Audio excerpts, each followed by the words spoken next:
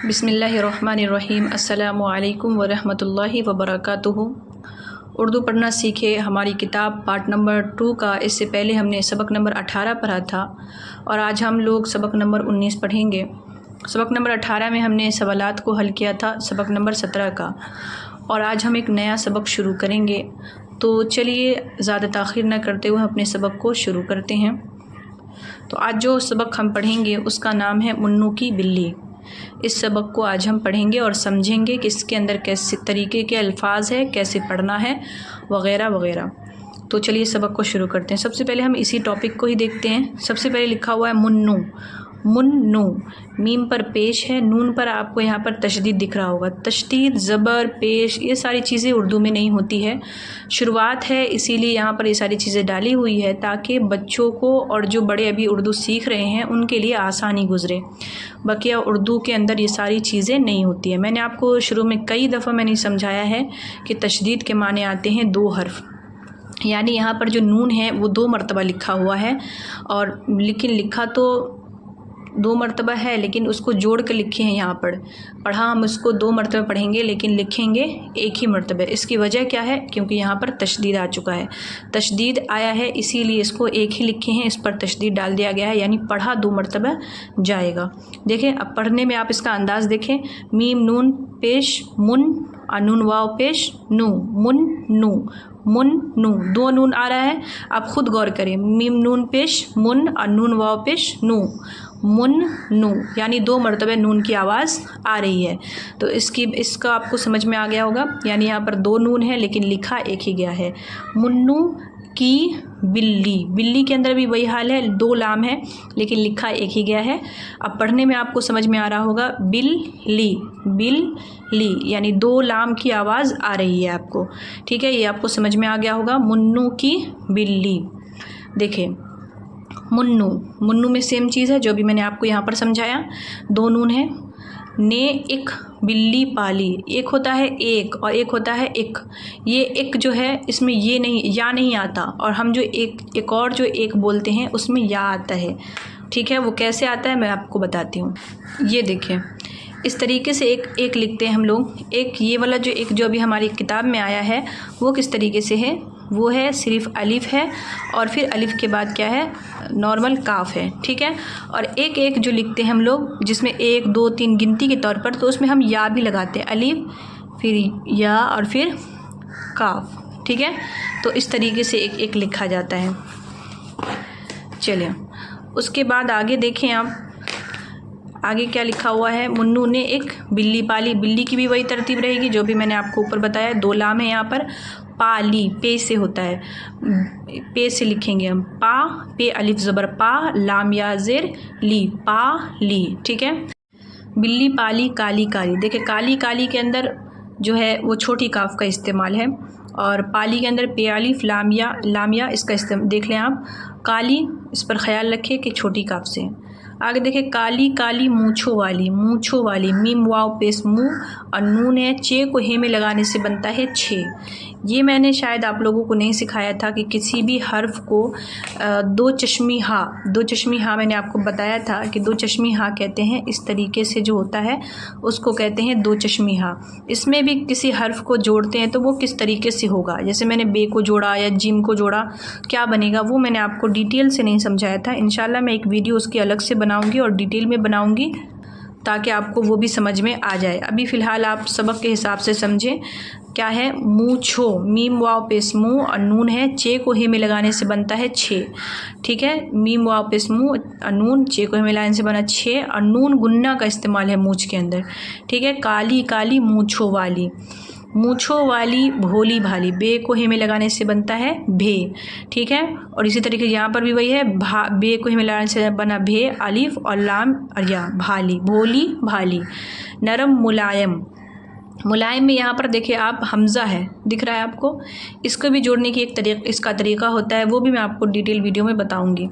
کھال ہے اس کی، کھال میں کاف کو ہی میں لگانے سے بنتا ہے کھے، کھال ہے اس کی، کھال ہے اس کی مخمل جیسی، مکھمل یا مکمل نہیں پڑھیں گے بلکہ میم میں کھے ملتا ہے، مخمل मखमल, ठीक, इसका ख्याल रखिए आप। मखबल नहीं लिखेंगे, बे से नहीं लिखेंगे बल्कि खे से लिखेंगे। जैसी, मखमल जैसी चिकनी चिकनी, चिकनी चिकनी में देखिए चे है और छोटी काफ है, नून है, ठीक है, चिकनी चिकनी। उसके बाद है चिकनी चिकनी अच्छी अच्छी, अच्छी अच्छी के अंदर चे को हमें लगाने से बनता है छे, और यहाँ पर तशदीद है, यानी यहाँ पर 2 छे लिखा हुआ, अच्छी अच्छी, 2 बार आवाज़ निकल रही है, आप उस पर गौर करें, अच्छी, ठीक है, इस पर ख्याल रखिए इसका, अच्छी अच्छी। बिल्ली जब चूहा पा जाए, बिल्ली जब चूहा पा जाए, चूहा पा जाए, यहाँ पर पा जाए नहीं है बल्कि पा जा ए है।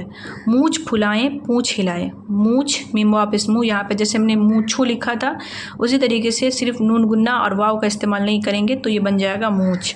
फुलाए, पे को ही में लगाने से बनता है फे, उसी में लाम है, अलिफ है और फिर या है। पूंछ हिलाए, ठीक है।